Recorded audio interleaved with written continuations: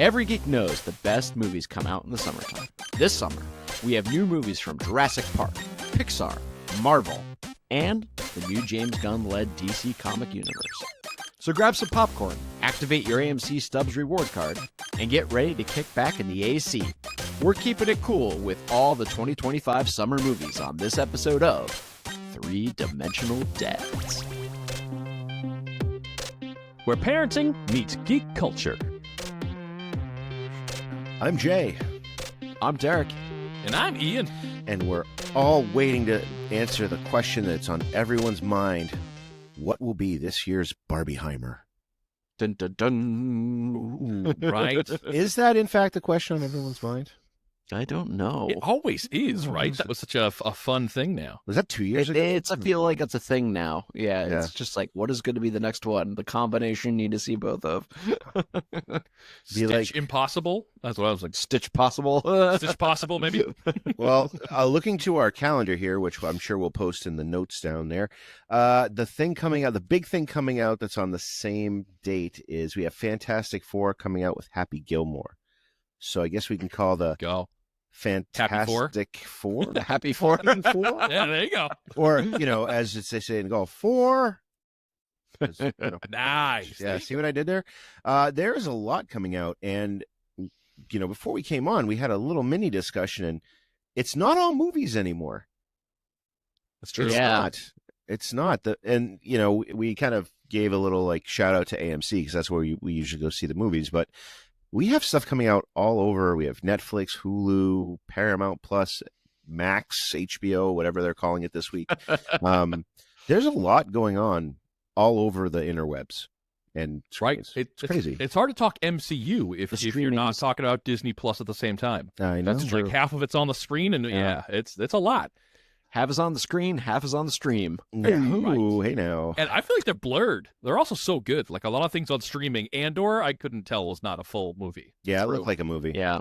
It's hard to tell these days. I wish they would put it out in the theaters. That would be really Probably had the budget of the movie, I'll tell you that much. Right? Yeah. Well, I mean, I think we should get right into it.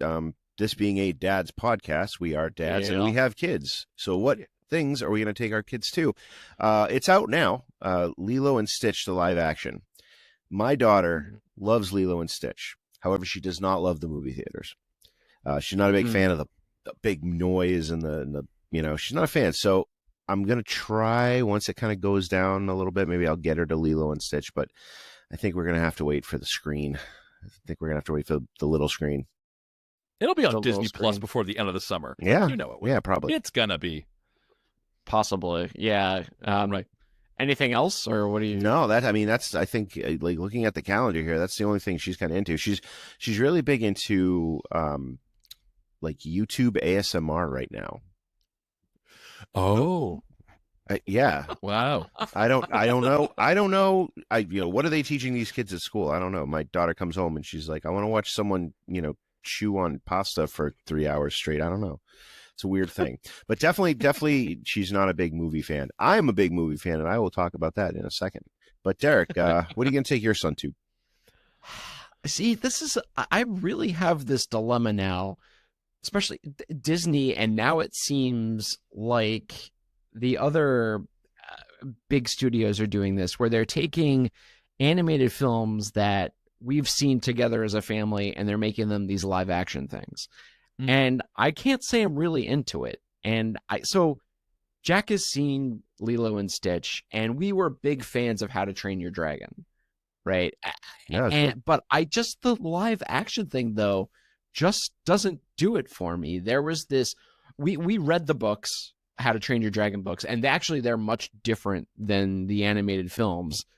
But I'm kind of at a loss. I was thinking maybe the new Pixar movie Elio, or maybe actually venturing into kind of the superhero world with him with the start of James Gunn and Superman. I thought that actually might be okay, because we were talking about this the other time. He was way too young for all the Marvel stuff, and I don't feel like I want to go all the way back to Captain America and Iron Man.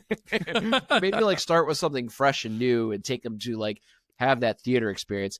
And what better way to do that than Superman? Right. So I think we should see it first. If he snaps Zod's neck in this one, then don't take him. Yeah, don't take him. Fair. It depends, right? Fair, yeah. That Elio one looks pretty cool. I think, maybe we'll try that one too. But like I said, yeah, and it's a weird thing. Like, he's able to see the start of something. We don't have that luxury anymore. Like, we saw like the old Thor and the old Captain America in the 80s and the old Spider-Man, and we've been having these reboots over and over and over and over. Yep. He's going to have a chance to start fresh with Superman, and then obviously Batman and Justice League and something like that at the time. Yeah. What about you, Ian? That's true. So I brought my daughters to Lilo and Stitch, and they loved it. They both love Stitch. I could see them making sequels to this going down. I figured this is going to be a whole franchise. Because Stitch is a great character. Yes. He's super funny. Like, the voice is easy to do, right? Blow punch bottle. Oh, yeah. Like, everyone could do that voice. Yep. So, I know, right? So that I'm Stitch to my daughter sometimes. I'm like, clean your room. Because Ohana's family and family cleans their room. Right? So I do that. Does that work? No. No, see, yeah. No. It makes them laugh, though, so that's good. That win's a win. And yeah, my daughters love movies, so I know we're going to see How to Train Your Dragon. We're going to go see Elio, and I am thinking about maybe both Superman and Fantastic Four. Because with my kiddos, they've seen all the Spider-Man movies now. They've been different. They ask me. It's like, I'm not being like, that's it, sit down, Thor, Dark World, we're going. They come to me and they were like, they love Spider-Man. I said, okay, we'll watch Spider-Man. They love Turtles. I'll show them all the Turtle movies. Iron Man. How'd they like Deadpool Iron and Wolverine? They like that? It was 3 claws up. No, single. Your kids are single digits, and we cannot condone seeing Deadpool and Wolverine. No, under 30. Well, but it's interesting. My kids are at an age. I think Derek, with your son too. They're getting old enough where, like, a lot of this material is not that grown up and not grown up enough. So, like, we do our reviews on this podcast, and I go, it wasn't really for grown-ups. Oh, it was trying to appeal to everyone. Yeah. Well, that is kind of fun as a dad, because I'm like, well, maybe I can take my kids to the Superman. If he's not snapping Zod's neck, maybe destroying cities. Maybe if it's more fun. Yeah, I mean, they have Superdog in it too, right? So it's kind of like... Well, my daughters love crypto. Yeah, they're all about that. Yeah, I mean, so but what are we pumped for? Yeah. Like, what are we as geeks going to lot. go see? Without them, we're going to leave the kids at home. Yeah, so I think, personally for myself, there's going to be 2 movies I definitely know that the theaters are going to get my money for them, right? And and I think we both know it's going to be Superman and Fantastic Four. Those will definitely be ones that I'm going to the theater for, to see what they're like, to see how DC presents themselves, to see how what is this, the 3rd or 4th time around that we're going to try Fantastic Four in the Marvel universe, right? You count the one they didn't release, the secret one that they made that, like, very nice. I have to say the 2 things I'm pumped for were actually sequels to things that I was really surprised about last year. And that is the Hulu series Predator, Killer of Killers. Because I thought that Hulu knocked it out of the park with Prey. It was this new twist to the whole Predator series. And this almost seems like this is going to be like an animated what if kind of Predator, like with different scenarios and different like predators within history and things. So I'm really looking forward to that. The other thing that I think a lot of us, this caught us off guard, it was kind of like my underdog movie of last year was Alien, right? Yeah, so the Alien Earth series, Alien Romulus, I thought was like a surprise sleeper hit to me. So I'm really looking forward to Alien Earth. I think it's ambitious. Like a lot of the teasers and things have really been well done with the Wayland Corporation and stuff. And just, I mean, the xenomorph and like how it spreads and all of these little teaser things. So those are the 2 things that I'm really kind of pumped for. Now, remind me, is that a live action or is that animated? No, it's live action. Alien wow. It's a series. And where can we see that? Hulu. I believe that's another Hulu. Yeah, I have that one. Yeah, I still have that bundle with the Disney Plus. Yeah, with the House of Mouse. Well, so Jay, what are you going for? You know, I'd hate to be repetitive, but obviously Fantastic Four and Superman. But Superman to a lesser extent, because I use the phrase scarily, cautiously, tentatively optimistic. Superman is a very, very tricky character. I think he's even more trickier than Batman or Spider-Man. I think he's the trickiest one because he is the epitome of what a good guy superhero is, because he has every power known to man. He can basically do anything. And then you saw what they did with Homelander. They nailed Homelander in The Boys, right? The exact opposite, right? So so I am really nervous about it, but I think it's going to be good. What I can't wait to see is how they do Batman in that universe, because it looks. I know.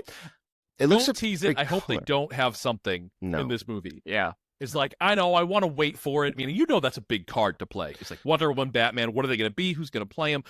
Any little piece to find out what kind of Batman we're going to get. It was the color palette of the trailer, which kind of was like, how are they going to do Batman in this? Batman's this dark, brooding thing, and like you had a lot of color and pop. Man of Steel, we didn't have that, which is why I think Affleck's Batman works so well in it. But other than Fantastic Four, of course, I'm pumped for. They're one of my favorite Marvel properties, and I hope they do it right. Like I'm begging, like just do it right. Like do it right. I mean, it looks good. Ben Grimm looks fabulous. I love the way Pedro Pascal looks. And the animations of Johnny flaming up. I think it's going to be good. My kind of curveballs, like Derek had his curveballs. I am really looking for. I can't even say a lot. I'm looking forward to the Naked Gun reboot. I'm looking for. It's Liam Neeson as we've never seen him before, and it's a reboot of Naked Gun. And I don't know why. I love the original Naked Gun when he's like going to the bathroom and the microphone's on and it just keeps going. Like Leslie Nielsen was such a great comedian, and I'm looking forward to this one. I'm very curious and wary too, but I think it's gonna be great. Also, I can't believe I'm saying this. Peacemaker.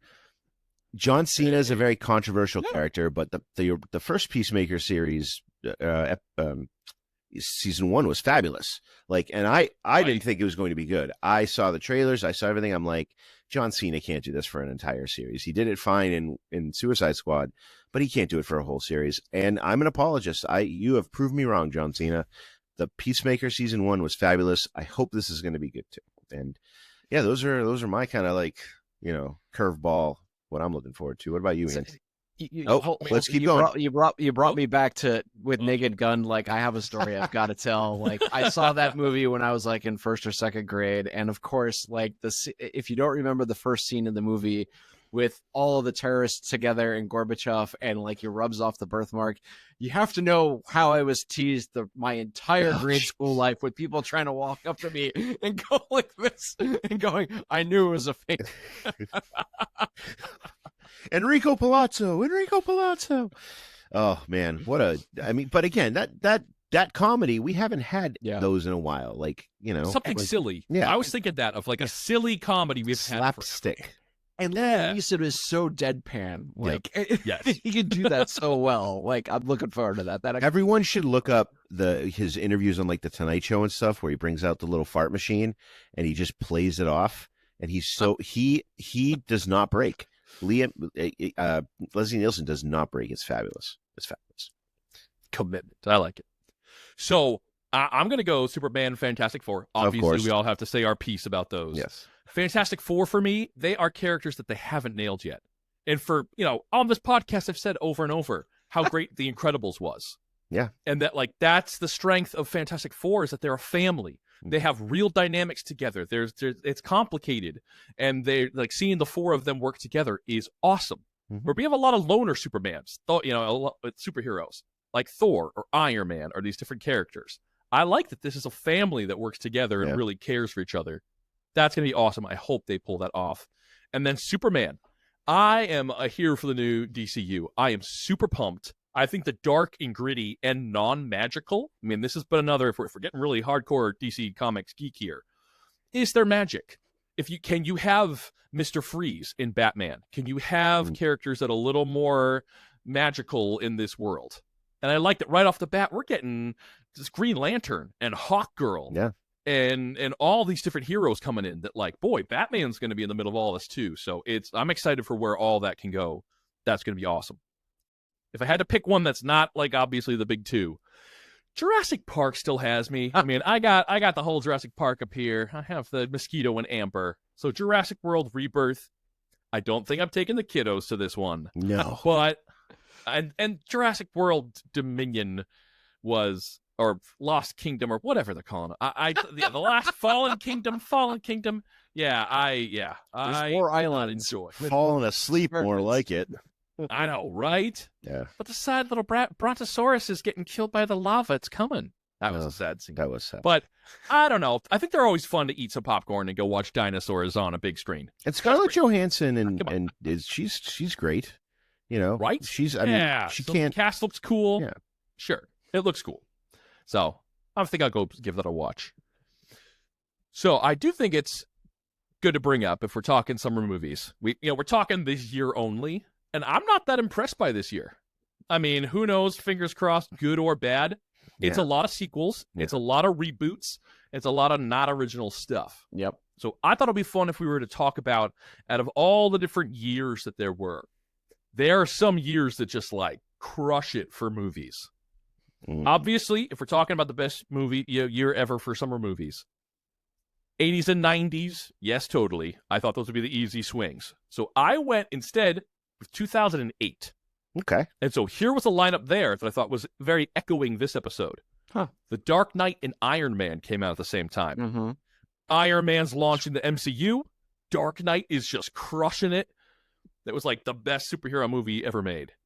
Then we had our sequel. We had Indiana Jones and the Kingdom of the Crystal Skull. WALL-E. I know, but again, it's a sequel. It's another, It's a big but property. We had WALL-E. It is a big property. I'll give you that. WALL-E was amazing. WALL-E was amazing. Incredible Hulk came out, but we had Kung Fu Panda also that launched a whole giant franchise. Yeah. So Step Brothers and Tropic Thunder. So we had Tropic Thunder. Awesome yeah, right. And so it's been a while. I mean, we're getting Naked Gun. Fingers crossed it's anywhere in the league with those. Pineapple Express too, right? That was that year. Yeah. Oh my God. That was a pretty good year. Derek, what do you think? What's your top year?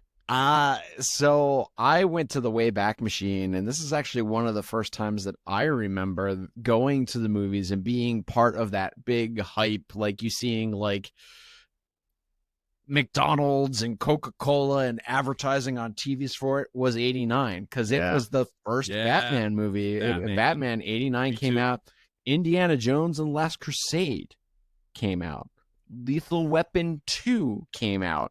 Those were the summer movies. Immunity. Yeah, but then on top of that, just in the whole year, you also had Ghostbusters 2, Dead Poets Society, Back to the Future Part 2, which was then the sequels, right? To very good Back to the Future, right?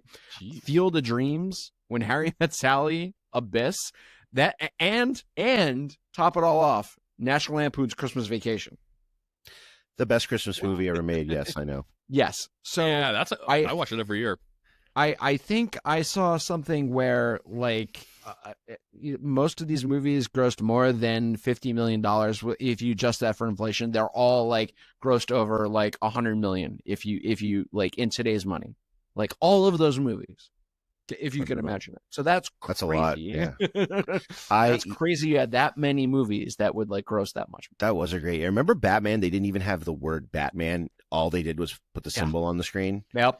Mm-hmm. The commercials and the trailer, it's just the symbol. It was great. It was great. That was a great year. Indiana Jones: The Last Crusade was amazing too. Yeah. I am meeting you two in the middle. I do have a story about The Dark Knight. The Dark Knight came out while I was over in Israel. And I came back with a whole bunch of guys from Jersey, and we landed at Newark. We went to a diner and got breakfast. They left to go see the movie, and I left to hop on the Amtrak. And I got back, and I think, Derek, you saw it already, but I think like the night. No. Oh, you waited? I didn't. You waited for me. And then we went. Yeah, I waited. I actually like. I didn't like. I missed the window, and then we went to see it in IMAX. That's right. And we were like, "This is the best movie I've ever seen in my time." Yeah, it was amazing. I just rewatched it, man. Every scene with Heath Ledger, it's just the writing is so good. So the beginning scene, beginning scene, you're just like, what? So I do appreciate that, Derek. Thank you very much. I went with 1995. 1995. Smacking about 90s. Not a ton, but I went really good quality, my taste. Okay. So Batman Forever, I have a very soft spot for it. The song "Kiss from a Rose" is one of my favorite kind of movie songs. Love it. Oh yeah, karaoke song. Has a lot of meaning. Hey, I'm a big bearded fellow, but I'm sensitive. Okay, love that song.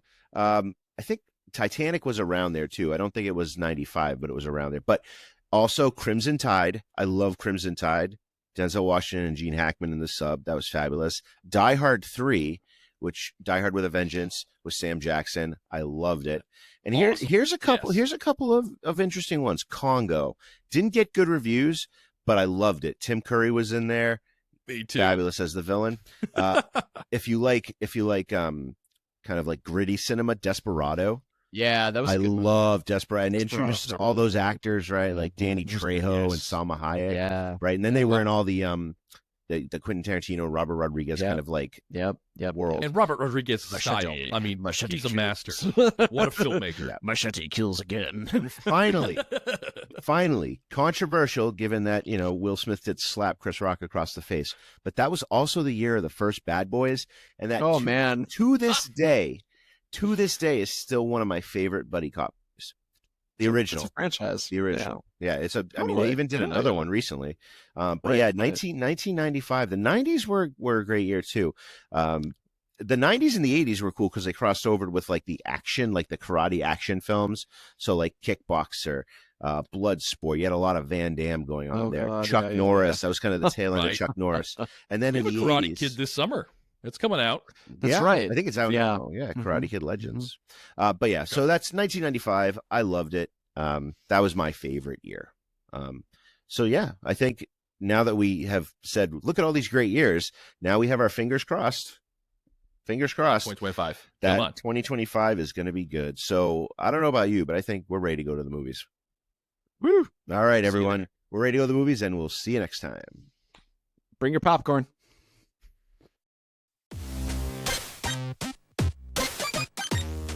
Thanks for joining us for our 2025 summer movie preview. As we see these movies this summer, we'll be posting our reviews to our social media. Please drop us a like or a comment and let us know what you thought of the movie. If you want to find out more about Three Dimensional Dads, follow us on YouTube, Instagram, or TikTok at 3Dimensional Dads, or email us at 3dimensionaldads@gmail.com. We want to hear from you. On the next episode of 3-Dimensional Dads, we're wrapping up season 2 with an interview all about music and fatherhood with our new friend George Agent. He's got a great story, and we'll know you'll love the show. All this and more on the next episode of 3-Dimensional Dads. 3 friends, all geeks, exploring every dimension of being a dad.